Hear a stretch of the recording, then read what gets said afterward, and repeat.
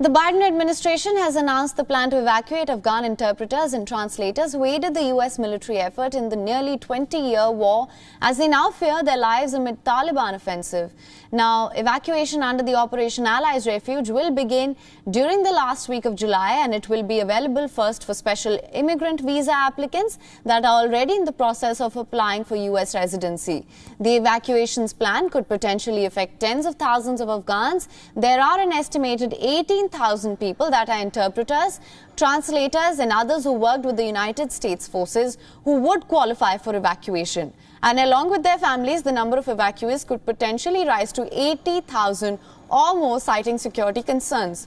Officials have declined to detail where those evacuated will be taken, but the administration has been working on identifying a third country or U.S. territory that could host Afghans while their visa applications are processed. U.S. President Joe Biden has been facing pressure to come up with a plan to evacuate Afghan military helpers ahead of next month's U.S. military withdrawal.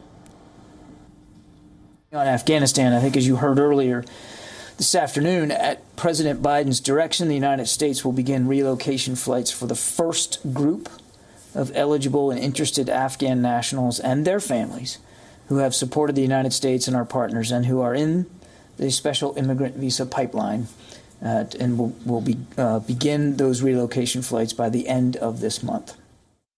Our top priority in all of this is the safety and security of these SIV applicants. They have already, in many cases at great risk to themselves, assisted the United States over the years. And so we don't want to do anything that might potentially jeopardize their safety and security going forward. And so there are going to be some details that we may not be able to provide. And so right now we don't have anything to offer in terms of the size of that group, areas to where they may be relocated. But it is safe to say that we are planning for a range of contingencies. We are moving as swiftly as we can in the processing. The Taliban are pressing on with their surge in Afghanistan after claiming control on a strategic border crossing. Spin Boldak on the frontier with Pakistan, a Taliban flag was seen at the closed Pakistan-Afghanistan border in Jammu, Pakistan. Afghanistan's Interior Ministry has denied the insurgents had taken the area. It is a border crossing on the main highway between Kandahar and Quetta in Pakistan and continuing onward to Karachi. Now, this is Taliban's biggest strategic gain so far. At least 900 trucks across this frontier every day.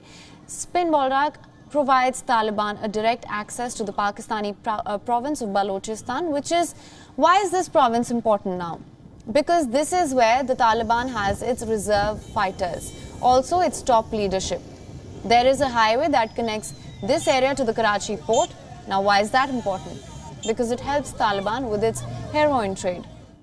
According to Tajikistan border guards, 347 refugees from Afghanistan had crossed into the Central Asian country over 2 days. Most of the refugees are girls who fled from Taliban to save their lives. 2 babies died during the border crossing. A senior Afghan government delegation is expected to meet the Taliban in Doha to jumpstart the long-stalled peace talks between the two sides. The delegation will include the head of country's Reconciliation Council. Meanwhile, American diplomats are escalating a charm offensive with Afghanistan's neighbors. The objective is to secure a spot in Central Asia to monitor and respond to resurgence after the U.S. military withdrawals. But unlike in 2001, America is facing more reluctance from the region this time.